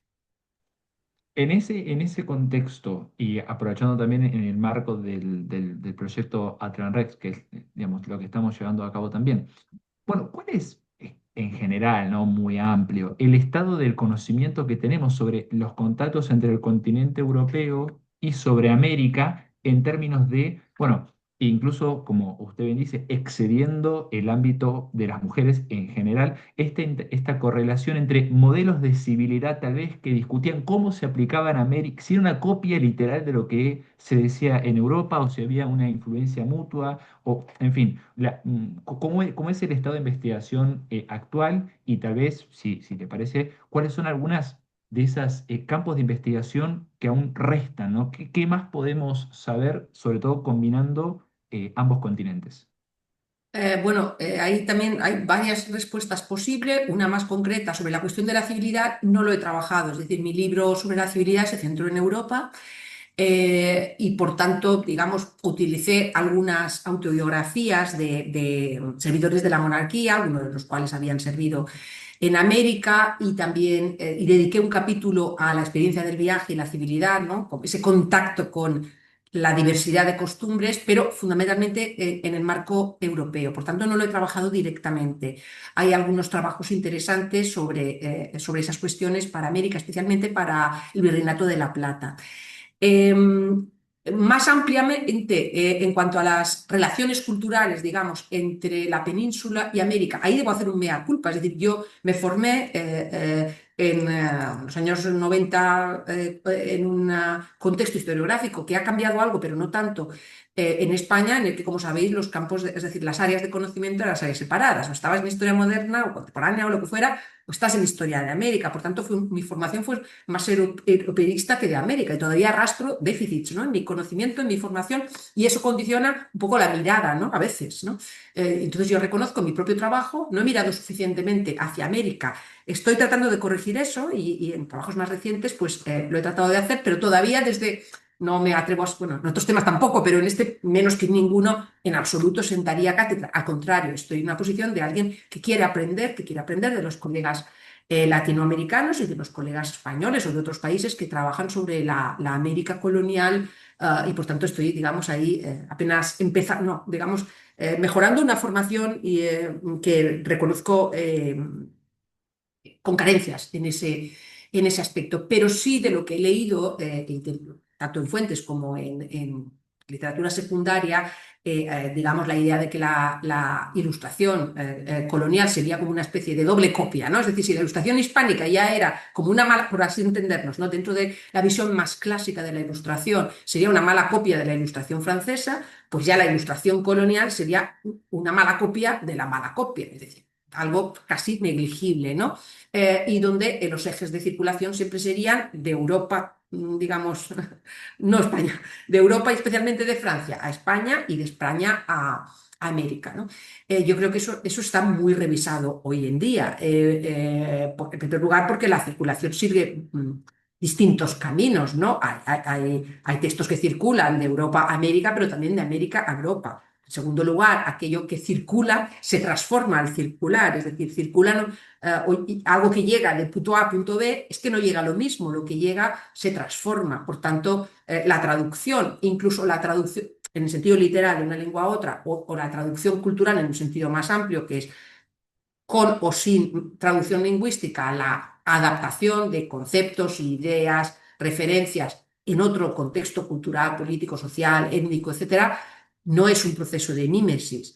Y luego, por ejemplo, como han mostrado los trabajos de Cañizares de Guerra, hay una contestación de los ilustrados o eruditos americanos a la visión muy negativa de la ilustración europea o de ciertos autores de la ilustración europea sobre América. Hay todo un intento de reivindicar sobre lo americano, de reivindicar una historia hecha sobre las fuentes, sobre el terreno, recuperando el valor de las fuentes prehispánicas, etcétera, frente a la historia filosófica europea hecha de grandes conceptos que tocan poco la realidad empírica de las fuentes y atravesada de una gran condescendencia hacia lo americano. Y ahora sí, la última pregunta antes de pasar a otros ámbitos, que claro, en todo lo que hemos comentado la última media hora, hay un concepto que repetimos que es el de ilustración, ¿verdad? Ilustración, concepto, pero claro, y un debate muy pertinente, muy preciso en el cual usted ha reflexionado, que es el de si aplica o no, justa o no, la categoría de ilustración católica. Es decir, como si fuese la vertiente hispánica de algo que estaba sucediendo o que tenía su epicentro, como bien dijo Alberto antes, en Francia. Bueno, ¿cuál es el germen de ese debate de la instrucción católica y cómo esa categoría hoy sigue estando presente en la historiografía y si se puede al menos matizar o si se la puede criticar más bien fuertemente? Porque, en fin, parte de algunos supuestos con los que los historiadores no todos pueden estar de acuerdo. A ver, depende de cómo se use, ¿no? Entonces, para contestar a lo primero, el origen del concepto en realidad es muy antiguo, está en los años 50, 60, donde una serie de teólogos e historiadores, no, no en primer lugar hispánicos, aunque luego participaron, es decir, alemanes, franceses, italianos y más tarde hispánicos, empiezan a describir algo que es una evidencia, ¿no? Que la ilustración se produce en territorios donde la población, incluidos los intelectuales, son mayoritariamente católicos. En el caso de Alemania, bueno, pues la Alemania del Sur, ¿no? Entonces, no olvidemos que lo que identificamos con la Ilustración francesa en realidad se suele restringir a los filósofos, que son un puñado de nombres, y por tanto la idea de que la ilustración auténtica, por así decirlo, es una ilustración antirreligiosa, atea o deísta, ya no se sostiene, pero no se sostiene hace mucho tiempo, ¿no? Ni siquiera Rousseau es Rousseau es deísta. Hay ilustrados ateos, sí, la Métrie, los materialistas, pero son pocos, aunque hace mucho ruido. Entonces, si abrimos el foco en la propia ilustración francesa, no al puñado de grandes nombres parisinos, sino a la ilustración por todo el territorio, las sociedades locales, regionales, a ver, la inmensa mayoría de los intelectuales ilustrados son católicos, porque Francia es un país católico y la inmensa mayoría de la población lo es. Por tanto, no es que la ilustración católica se pueda contraponer a la ilustración francesa. La ilustración católica se puede contraponer, en todo caso, a ciertos autores de la ilustración francesa. Y la ilustración italiana es también una ilustración mayoritariamente católica. Como por otra parte, la ilustración en Alemania del Norte es una ilustración mayoritariamente luterana, ¿no?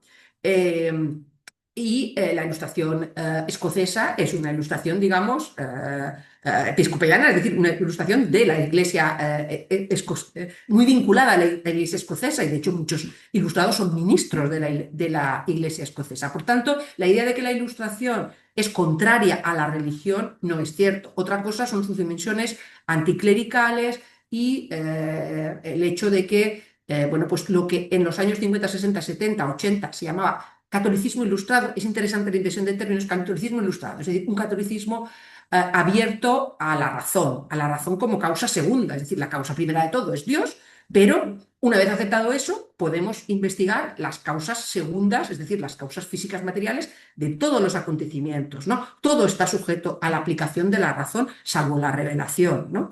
Entonces, bueno, el catolicismo ilustrado es un catolicismo que trata de conciliar las convicciones religiosas y la creencia en que la revelación es intocable, digamos, con la apertura a la ciencia, al saber moderno, con una visión de la Iglesia más abierta a la participación de los laicos, con una insistencia en el poder de la educación, con una visión también más amable de la religión, ¿no? La bondad de Dios, ¿no? Más que el duro castigo del pecado, ¿no? Una religión que trata de seducir por la bondad, ¿no? Más que de aterrorizar con el castigo, etcétera. Entonces, eso sería el catolicismo ilustrado. Otra cosa es que en los años 2000, como a veces pasa en la historiografía en inglés, pues una serie de autores, especialmente Ulrich Lehner, que es un autor alemán, pero que ha desarrollado la mayor parte de su trabajo en una universidad católica en Estados Unidos, que de alguna forma, como se dice en inglés, rebrandished, ¿no?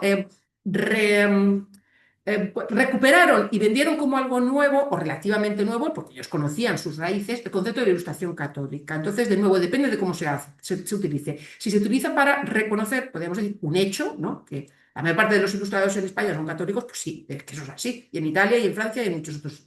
Y donde no son católicos, pues son, en Europa, quiero decir, son luteranos o son anglicanos o son lo que sea, ¿no? Bueno, pues eso es cierto y no presenta mayores problemas. Si es para seguir insistiendo en que la ilustración no es antirreligiosa per se, por natural, lo abrazo. Si es para sostener, como en algunas obras se ha hecho, a veces de forma soterrada y otras de forma explícita, que la ilustración, digamos, deísta lleva a los horrores de la Revolución Francesa y que la ilustración católica hizo lo mismo y mejor y antes, ese argumento no lo compro. Creo que eso es un argumento ideológicamente interesado y que fuerza las cosas. Entonces, la ilustración católica no es superior, es, digamos, otra ilustración. Y luego muchas cosas son comunes, ¿eh? Tampoco hay diferencias, digamos, tan espectaculares, o las diferencias a veces son entre autores, ¿no? Entre autores entre sí, más que haya una naturaleza específica de la ilustración católica y una naturaleza específica de qué, de la ilustración anglicana, de la ilustración, no sé. Entonces, en ese segundo sentido es en el que yo he sido crítica con el concepto, ¿no? Con ese uso del concepto, más que el concepto en sí. Bien, podremos seguir hablando mucho más sobre estos temas, pero también queremos avanzar sobre otras aristas que tienen que ver con historia, pero que exceden. Y hay una que nos pareció muy interesante con Alberto, una, una iniciativa que tiene que ver mucho con la difusión de la historia, podemos decir un concepto que historia pública, que tiene que ver con algo que a mí particularmente me pareció muy interesante, que es la aplicación de móvil, la de Hidden Cities, y el caso, particularmente el caso de Valencia. Claro, Hidden City es una aplicación en la que se permite geolocalizar, ¿no? Tomando 5 ciudades europeas, Valencia entre ellas, y reconstruir, y como es una suerte de guía turística, ¿no? Yendo por diferentes puntos de la ciudad de Valencia para ver efectivamente qué sucedió en tal punto. En este caso, la revuelta de las Germanías, digamos, mucho, mucho antes, ¿verdad? Pero en ese sentido, ¿cómo fue? Que es algo muy interesante, si pudiese comentarle cómo fue el proceso, porque no solo fue trabajar con historiadores también, tiene acá, en fin, ingenieros informáticos y demás. ¿Cómo fue ese proceso para llevar la historia a un público más amplio sin por eso perder rigurosidad? Bueno, a mí la verdad es que siempre me ha interesado, y eso también lo aprendí de mi directora de tesis, que lo que hoy se llama historia pública y antes pues se llamaba divulgación, difusión, etcétera, ¿no? Entonces, bueno, en ese sentido, esta iniciativa en concreto ha tenido quizá más eco por su originalidad o por ser infrecuente, pero digamos que tanto yo como las personas con las que he colaborado, pues llevamos mucho tiempo haciendo pues, la divulgación de otras formas, ¿no? Pues entrevistas, charlas en asociaciones cívicas, en asociaciones de vecinos, en ayuntamientos, cursos de formación para profesores de secundaria, cursos de formación para profesores universitarios, textos divulgativos, etcétera, etcétera, ¿no? Entonces, este era un paso más y un reto. Esto formó parte de un proyecto que se llamaba Public Renaissance, que era un proyecto europeo desarrollado por un consorcio de 5 universidades de Alemania, los Países Bajos, Italia, Gran Bretaña y España, una universidad por cada país, y dirigido por Fabrizio Nébola, que es profesor de Historia Moderna en la Universidad de Exeter. Entonces, en este caso, de alguna forma, la iniciativa no se nos ocurrió a nosotros como brillante idea, sino que era algo que impulsó Fabrizio Nébola, que ya había hecho la primera aplicación de este modelo a la ciudad de Florencia. Y digamos que dentro de los objetivos del proyecto, aparte de los objetivos propiamente de investigación, era un proyecto sobre los usos públicos del espacio en el Renacimiento, especialmente los usos contestatarios, no tanto los usos ceremoniales, digamos, de las autoridades, la monarquía, las autoridades civiles, etc. Entonces, eso ya venía, podríamos decir, en el PAC.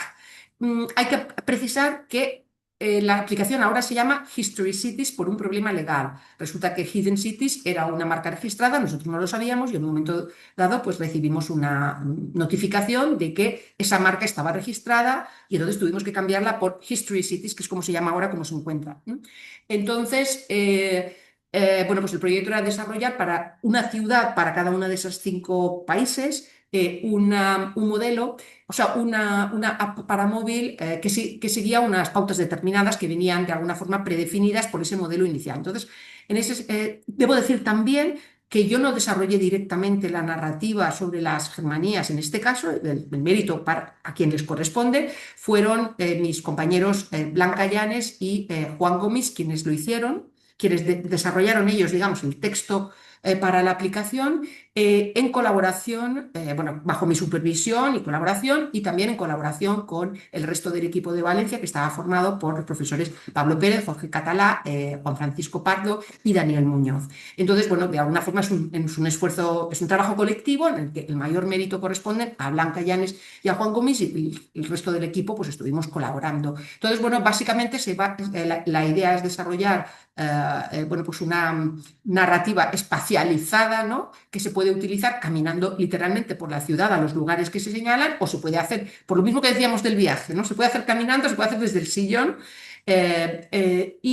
a través de la voz de un personaje de ficción. Eso fue una elección deliberada, no un personaje histórico real, sino un personaje de ficción, que en nuestro caso es un ciego oracionero, es decir, un ciego que vende y recita pliegos de cordel, que no es en sí un personaje histórico concreto, pero sí está basado en ese tipo de perfil social que conocemos bien de los ciegos oracioneros. Entonces, un ciego que lleva digamos, al caminante, al paseante, a la persona que usa la aplicación, por la Valencia del momento posterior a las germonías, del momento de la represión, del momento en el cual están montados, digamos, la horca para ahorcar a los dirigentes, ¿no? de la rebelión. Entonces, bueno, fue un reto, fue algo muy interesante, y en el marco porque es hablar otro lenguaje, ¿no? Adaptar el lenguaje. Contamos también con la colaboración de una spin-off, de una empresa, digamos, especializada en desarrollar estos contenidos, y en ese sentido, bueno, pues trabajamos en desarrollar el texto junto con ellos, que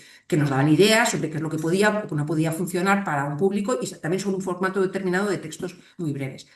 En relación con eso, para cerrar el proyecto, hicimos otra cosa que también original, que fue encargar una obra de teatro a un dramaturgo, a un profesor de teatro en la Escuela Superior de Arte Dramático de Valencia, y el mismo actor y director, especializado además en teatro en espacios públicos, que es Rafael Rodríguez. Le encargamos con un presupuesto muy digamos, muy pequeño para lo que es una producción teatral. Le encargamos, y él aceptó y estamos muy agradecidos, el reto de desarrollar una obra de teatro original, obviamente muy breve, porque para escenificar en un espacio público, y él, bueno, pues aceptó y escribió expresamente para nosotros una obra que se llama La farsa de les Germaníes. Él eligió el género que le pareció más adecuado y que funcionó muy bien, el género tragicómico de la farsa, ¿no? Entonces fue una farsa que se representó. Al final no se pudo hacer en la calle por motivo de permisos, porque el permiso del Ayuntamiento de Valencia no llegó a tiempo, y entonces la representamos en el claustro de la Universidad de Valencia, con asistencia de público. Entonces era una obra que escenificaba en un lenguaje teatral. Le dimos completa libertad a Rafael Rodríguez, que es el experto, para que utilizara la ficción y utilizara los recursos y el lenguaje apropiado, dramático. No se trataba de soltar un rollo historiográfico en una obra de teatro, porque eso no funciona, ¿no? Entonces, bueno, nosotros simplemente la supervisamos para que no hubiera anacronismos, más allá de los anacronismos deliberados dentro de la trama, ¿no? Pero, bueno, y la verdad es que funcionó muy bien, fue una experiencia estupenda. Y en ese sentido también uniéndolo y ya para llegando al final de las preguntas que hacemos con Alberto, también me gustaría reflexionar sobre algo que siempre es interesante y todos los invitados e invitadas hacen reflexiones muy profundas al respecto, que es también el tema de la docencia, ¿verdad? Cómo se retroalimenta la investigación con la docencia, retroalimentación mutua también, y en ese caso, además de, en fin, preguntar sobre los desafíos que implica enseñar historia moderna en general, pero sobre todo cuestiones vinculadas con historia de las mujeres, historia de género, historia cultural, porque que se aleja de política, economía, que presenta otros matices, Eso en primer lugar. Y en segundo lugar también reflexionar un poco sobre, bueno, usted ahora está en la European University Institute, después de muchos años en la Universidad de Valencia, y en fin, si nos pudiera comentar un poco cómo es ese modelo de universidad que no es española y que tal vez tiene otro tipo de condimentos, ¿verdad? De particularidades propias de una universidad que fomenta esta internacionalización. Sí, bueno, yo creo que la enseñanza y la investigación siempre se retroalimentan, a veces de formas claras y otras veces de formas, podríamos decir, soterradas y a veces hasta inconscientes. Yo he dado clase de temas que me resultaban próximos y he dado clases de temas que me resultaban tan lejanos como la historia de Estados Unidos en el siglo XIX. Entonces, sobre los que jamás he investigado. Bueno, ahora últimamente estoy empezando a meterme un poco, pero vamos. Entonces, pero de alguna forma se retroalimenta. Yo creo, a veces cuando no es en temáticas concretas o en una bibliografía concreta que te pueda ser útil luego para investigar, pues a veces te ayuda a ver cosas desde distintos ángulos, a establecer conexiones insospechadas, a plantearte preguntas metodológicas que te pueden ser útiles para tu investigación, aunque trate sobre un tema o una cronología y una geografía distinta, etcétera. En ese sentido, a mí me resulta muy estimulante. Y luego también la necesidad de condensar, cuando sí se tratan temas más cercanos, la necesidad de condensar en las clases, en las reflexiones, como qué es lo importante, pues nos obliga a hacer a veces un esfuerzo mental que nos aclara cosas sobre nuestra propia investigación, donde a veces, bueno, pues cuando uno está escribiendo un libro o un artículo, pues a veces se dispersa un poco y acabas queriendo contar todo y a veces pierdes un poquito el hilo de qué es lo absolutamente fundamental o qué es lo que hay que explicar mejor, etcétera. Entonces, en ese sentido, a mí la docencia siempre me ha resultado muy, bueno, siempre hay casos, momentos y momentos, como en todo, pero muy, muy satisfactoria e enriquecedora intelectualmente en ese sentido. Bueno, enseñar la historia de las mujeres y del género es algo que en la Universidad de Valencia hicimos de forma absolutamente pionera, es decir, desde el año 94, ininterrumpidamente, una asignatura con títulos variables, con ubicación variable dentro del currículum, si era primero dentro de la licenciatura, luego dentro del grado, estuvo en primer curso hasta el cuarto, es decir, moviéndose un poco según los cambios en los planes de estudio, pero ha habido siempre presente alguna asignatura de historia de las mujeres y del género vamos, en la formación, que me parece que es absolutamente fundamental y que, bueno, pues como todas las asignaturas, pues a unos les gusta más, a otros les gustan menos, unos estudian más, otros estudian menos, bueno, digamos, como la vida misma, ¿no? A unos les resultan más útiles, a otros menos, pero me parece que es una asignatura que obliga a pensar, ¿eh? Yo cuando la presentaba en clase, pues siempre decía, bueno, esta no es una temática particular, es decir, asignaturas de historia política, asignaturas de historia económica, esta es más recorrer los temas de la historia moderna con esa mirada de género, porque hablábamos de división del trabajo, hablábamos de diplomacia, hablábamos de modelos de poder, de monarquías, hablábamos de la ilustración, hablábamos de muchos temas tratando de incorporar esa mirada de género, ¿no? Y algunos estudiantes decían, qué pena que no esté antes, porque claro, últimamente está en cuarto, ¿no? Como que abren los ojos, pensamos, ¿no? Entonces, bueno, en ese sentido, ahí hubo que dar mucho la batalla al principio, no nos engañemos, la asignatura no está por casualidad, sino que como resultado digamos, de una defensa acérrima y de una convicción de compañeras que me precedieron, yo misma, otras personas, de un apoyo por parte de determinados eh, cargos universitarios, de batallas y de enfrentamientos a veces y de resistencias por parte de otros cargos u otros estamentos universitarios. Y bueno, yo creo que la asignatura ya está bastante consolidada. Ahora quizá se trataría, yo por lo menos creo que el riesgo ahora, bueno, por una parte, quien no se quiere convencer, es decir, bueno, por supuesto está toda esta cuestión de que el género es algo ideológico y a eso no le presto mayor atención. Es decir, mi asignatura, una vez un estudiante escribió el examen diciendo, yo me declaro misógino y tal. Bueno, yo le dije, muy bien, me parece perfecto. Voy a leer tu examen, si tu examen está bien te apruebo y si no te suspendo. Es que no, digamos, ese intento de mezclar unas cosas con otras, a mí no me interesa la ideología de los estudiantes, me interesa que aprendan, ¿no? En este tema como en cualquier otro. Entonces, bueno, yo, obviamente, la ideología es una cosa, no quiero decir que la historia sea neutra, pero pretender vender ideología es una cosa y eso a mí no me interesa en absoluto. Yo lo que quiero es hacer historia. Entonces, bueno, a quienes piensen que enseñar el género es algo ideológico y que algo así como una perversa ideología de género, bueno, no sé, me parece tan obvio que no, que pues ¿qué le vamos a hacer? Es como al que es creacionista, pues ¿qué le vamos a hacer? No sé, puedo tratar de convencerlo, seguramente con poco éxito, pues, bueno, pues que piense lo que quiera. La asignatura es obligatoria, o sea que va a tener que usarla y aprenderla. Y luego, pues, sus convicciones personales y políticas son suyas y las respeto y tal. Otra cosa es, en el otro extremo, quien piense que esto del género, quien piensa la historia en términos de modas, ¿no? Entonces ahora lo que hay que estudiar es la raza y la esclavitud, y entonces el género ya es algo pasado. A ver, yo no lo veo así. Es decir, los problemas son relevantes o no son relevantes. Si no son relevantes, pues no los estudiemos. Si son relevantes, continuemos estudiándolo. No quiere decir que todos los tengamos que estudiar. Todos no podemos estudiar todos los problemas relevantes al mismo tiempo. Lo que tenemos que hacer es tratar de asegurar que hay alguien estudiando los problemas relevantes. Quiero decir que claro que la raza es un problema relevante, claro que la esclavitud es un problema relevante, claro que seguramente lo hemos omitido yo misma, no le hemos prestado suficiente atención, claro, pero ¿eso significa que tenemos que dejar los otros temas? No, entiendo que no. Significa que en la medida que podemos incorporar esas perspectivas en nuestra propia investigación o podemos fomentar activamente que otras personas las incorporen porque todos juntos hacemos algo. Sí, la historia demográfica ya no se hace, está pasada de moda, es que no tiene sentido eso de la moda, es decir, tendremos que seguir sabiendo cómo funcionaba la dinámica demográfica de las sociedades modernas. Y si nadie lo estudia, pues sería una pena. Yo personalmente no lo voy a estudiar porque no tengo esa formación, no tengo esa vocación intelectual, pero considero que es fundamental que haya historia demográfica, que haya historia rural, que haya historia política, que haya historia, etcétera. Entonces, en ese sentido, a mí lo de la cuestión de las modas no es que el género esté de moda. Yo nunca, en el pasado, no lo he defendido nunca porque estuviera de moda. Que esté de moda o no es algo circunstancial. A mí me interesa que sea relevante. Pienso que sigue siendo relevante y que otros temas han cobrado una gran relevancia y la tienen, sin duda, pero no unos para desplazar a otros.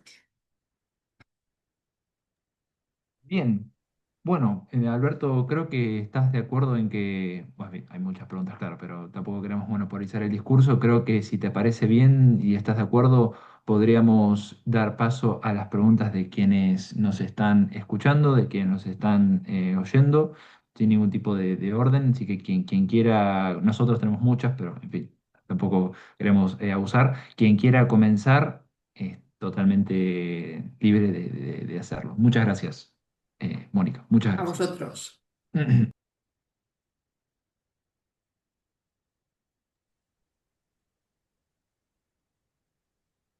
Sí, Manuel, sí, sí, sí, por favor. No, Sí, no sí. encuentro la manita aquí en, no sé, pone aquí reaccionar y no sé qué me pone, pero no me salía. Bueno, ante todo, muchas gracias, Mónica, por toda esta larga, este largo cuestionario que te han hecho Alberto y Mario. Y también quiero agradeceros a vosotros dos, ¿no? La verdad, este formato que estáis llevando a cabo, creo que todo el resultado, todo lo que estáis colgando, además también en la página del proyecto, en el multimedia, me parece verdaderamente muy útil, muy interesante. Cómo profundizáis en las trayectorias de distintos investigadores, creo que está dejando un registro muy de un elevadísimo interés y también la seriedad con la que lo hacéis, ¿no? Que no quería dejar de señalarlo, ¿no? Porque verdaderamente a través de tu propia experiencia, Mónica, y de, bueno, tu trayectoria, pues se ven prácticamente las conexiones muy interesantes, la evolución de una línea de investigación y creo que justamente es algo que nos interesa a todos, no solo a vos que estáis haciendo la tesis, sino en general a todos los que os escuchamos con muchísimo interés, ¿no? ¿No? En tu caso, verdaderamente, pues hemos podido ver, bueno, pues cómo han ido afectando las distintas líneas, tus intereses en torno a la ilustración, al género, a los viajes, ¿no? También toda esta nueva trayectoria o el peso, sobre todo una nueva manera de acercarse a la historia imperial, estos enfoques transimperiales, todas las conexiones, ¿no? Que nos has estado mencionando, ¿no? Y por supuesto, bueno, una serie de cuestiones que no ha dado tiempo de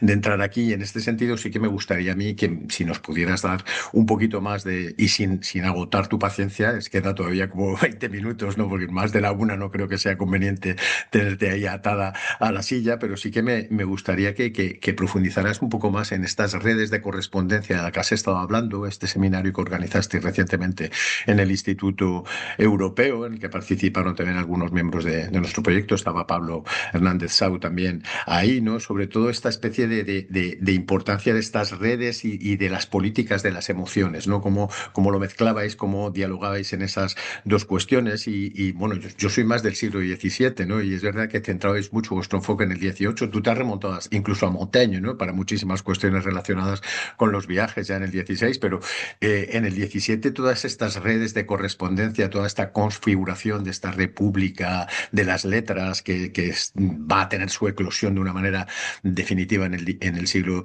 XVIII, de una manera muy, muy evidente en el siglo XVIII, pero sí que tiene raíces ahí, ¿no? Yo estoy pensando sobre todo en correspondencias diplomáticas y que las conocemos bien, ¿no? A la hora de analizar, bueno, pues todo lo que es estudio de relaciones internacionales y cómo es muy interesante cómo se va configurando toda esta red de correspondencias entre embajadores en las que circulan todo tipo de productos y en las que la cuestión de las emociones está permanentemente ahí. Yo tengo uno que conoce muy bien, Cristina Bravo también, que es Francisco Manuel de Lira, que fue embajador en La Haya y que luego llega a ser secretario de Despacho Universal con Oropesa, que es realmente espectacular, ¿no? Como muchas de estos elementos que luego se parece que surgen solo en el 18 están poniendo las raíces ahí, ¿no? Si nos pudieras dar un poquito más de información sobre este tipo de correspondencia privada, estas cuestiones, o si hay raíces anteriores, me gustaría. Y por otra parte, cuando estamos hablando de la construcción del género, de todas estas mujeres que has estado hablando, de Josefa Mar,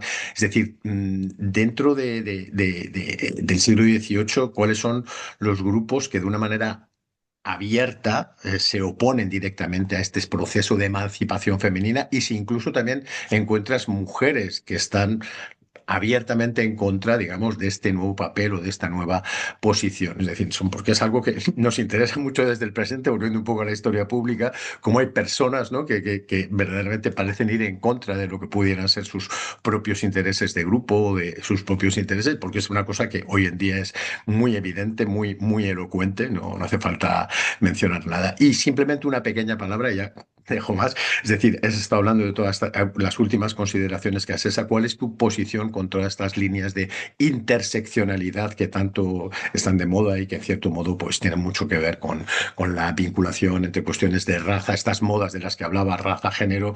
Si la interseccionalidad viene un poco a ayudarnos a evitar esta idea de que son teorías, de que son modas y que no lo son.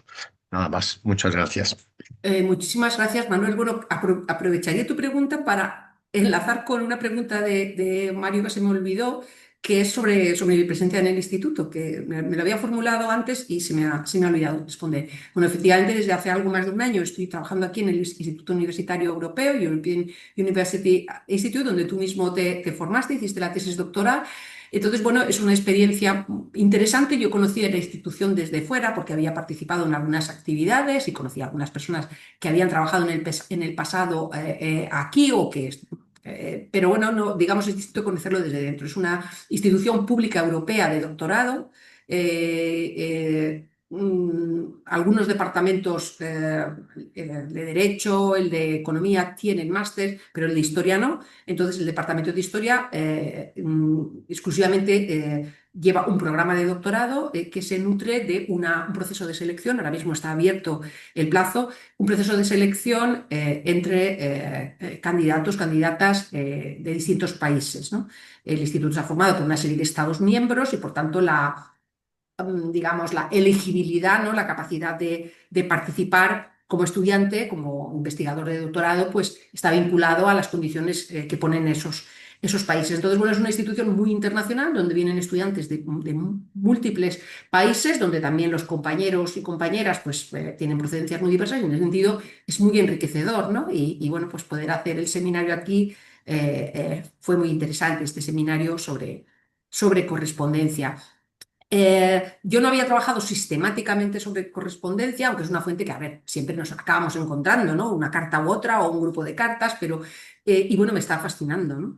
Entonces creo que es una fuente que se puede abordar desde múltiples ángulos, ¿no? Para la historia política, para la historia económica, para la historia de la familia, para la historia de las emociones, historia de género, historia intelectual, etcétera. Y algo que también me fascina y que creo que es especialmente interesante es la idea de que en las cartas se habla de muchas cosas. Entonces, Una carta de negocios es una carta de negocios, pero también una carta de amistad, puede ser también una carta familiar, una carta de amor, puede ser una carta en la que también se piden favores materiales y en la que se habla de amigos y conocidos y en las que se habla de lecturas y en la que se habla de acontecimientos políticos. Por tanto, creo que esa condición de género impuro, ¿no? Bueno, muchos otros géneros son impuros, pero este lo es especialmente, ¿no? Que en una carta, pues, unas son más formales y con un tema más centrado, otras son un batiburrillo. Entonces, creo que eso es interesante también para mezclar, ¿no? Para mezclar temas. Entonces, bueno, en este seminario efectivamente lo centramos en los siglos XVIII y XIX y tratamos de poner en diálogo a personas que se interesaban por las cartas, sobre todo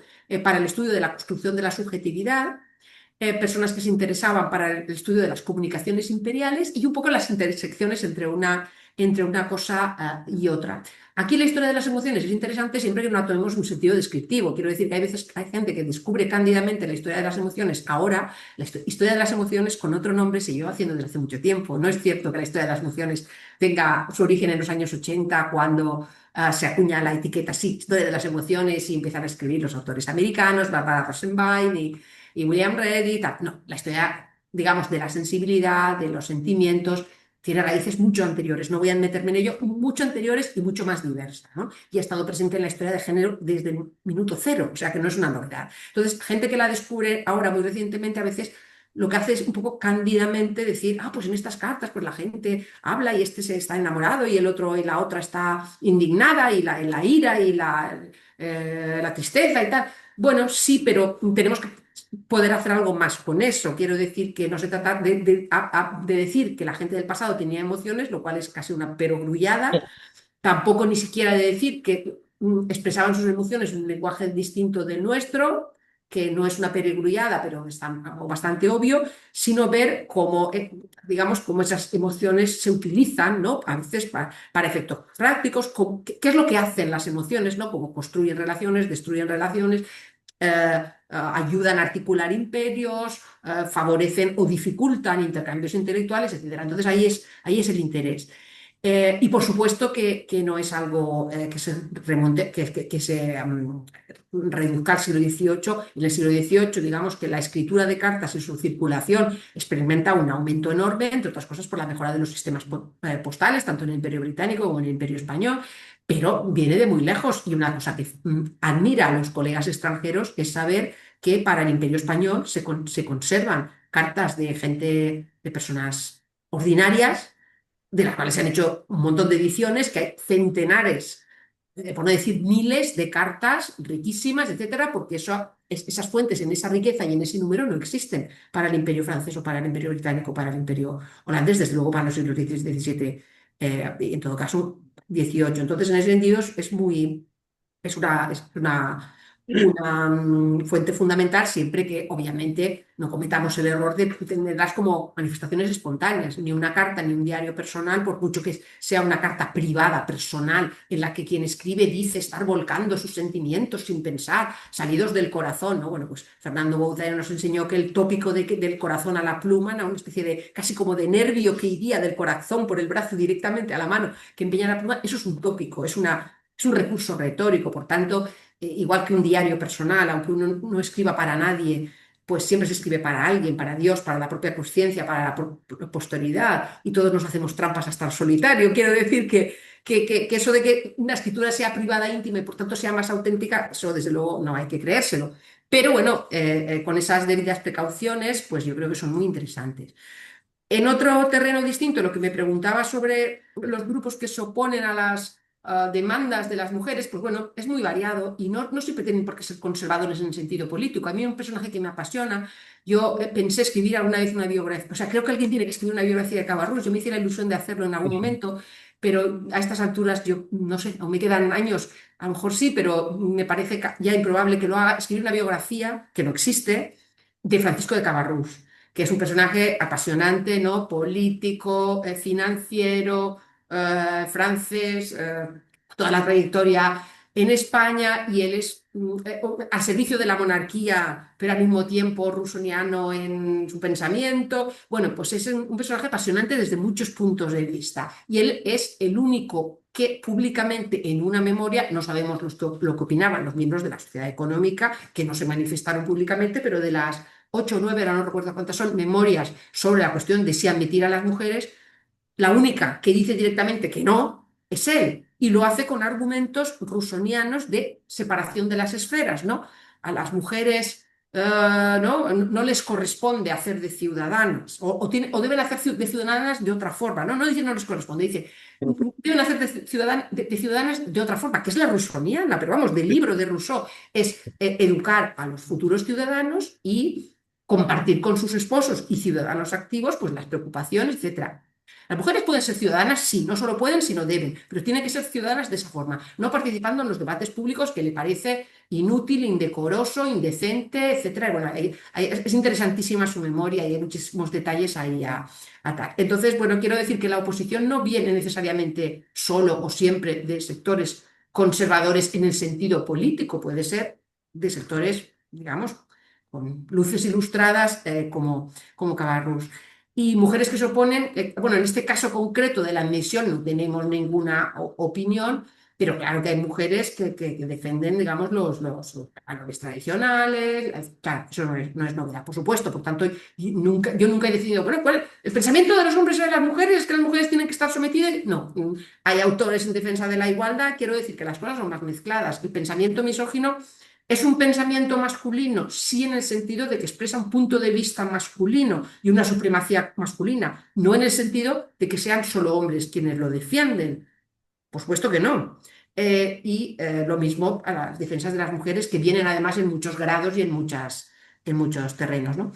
Y la cuestión de la interseccionalidad me parece una pregunta muy pertinente porque es un tema. Entonces, ahí hay dos respuestas. Una, la interseccionalidad es nueva, de nuevo, como concepto, como palabra, sí, como idea, no. Es decir, y no me creáis a mí, ir a leer las cosas, o sea, lo que yo leía cuando yo me formaba, es decir, en los años 80, cuando yo leía a las autoras, sobre todo las americanas, que no hacían más que hablar de cómo se interrelacionan clase, sexo y, en un segundo término, raza, digamos, con más existencia clase y sexo, porque además en los orígenes de la historia de las mujeres en el mundo británico está muy vinculado a la historia marxista, a una cierta disidencia, digamos, dentro de la historia marxista.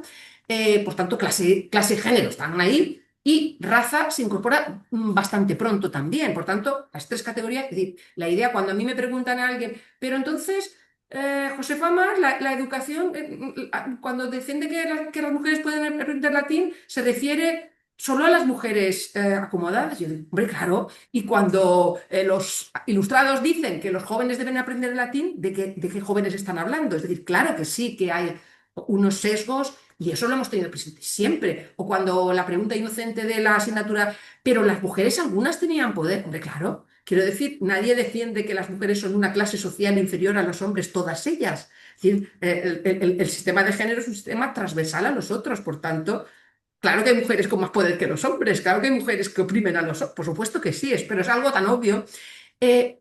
Por tanto, de nuevo, decir que hasta ahora solamente nos habíamos interesado por el género y ahora de repente aparece la interseccionalidad, eso es una mentira flagrante, ¿no? Es decir, no se puede hacer una buena historia de género sin tener en cuenta lo otro. Es que no se puede hacer una buena historia, ¿no? ¿Cómo se vas a hablar, ¿no? Sin tener en cuenta el estamento, por Dios, en la época moderna, ¿no?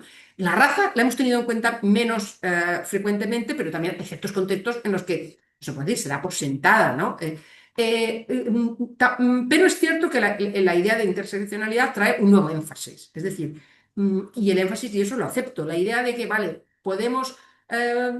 compartíamos la idea teórica de que el género, la raza y el sexo se interrelacionaban, pero luego en la práctica la raza la dejábamos un poco de lado, pero eso es cierto y ahí hay que hacer mea culpa, sí, es cierto, y digamos las nuevas demandas, o por ejemplo la cuestión de la disability, ¿no? De la discapacidad, que también se integra en esta idea de la interseccionalidad, pues ni nos la planteábamos, por tanto eso es cierto. Entonces, en ese sentido, yo creo que a mí no me gusta utilizarla no por nada, sino porque me resulta un poco artificiosa, es decir, porque yo lo digo de otras formas. Esa mezcla, lo puedo decir alguna vez, no me gusta repetirlo, pero bueno, entiendo lo que hay detrás de la idea, que la idea de que los sistemas de desigualdad se entrelazan y que hay que prestar atención a todos ellos, me parece perfectamente válida y si se utiliza para llamarme la atención con al insuficiente interés que yo haya prestado a la colonialidad, a la raza, por ejemplo, pues lo acepto como una crítica pertinente y cierta. Ahora, lo que no acepto es que me digan que es que la historia de género solo ha tenido en cuenta el género. Jamás. O sea, jamás, es que sería absurdo, ¿no? Muy bien.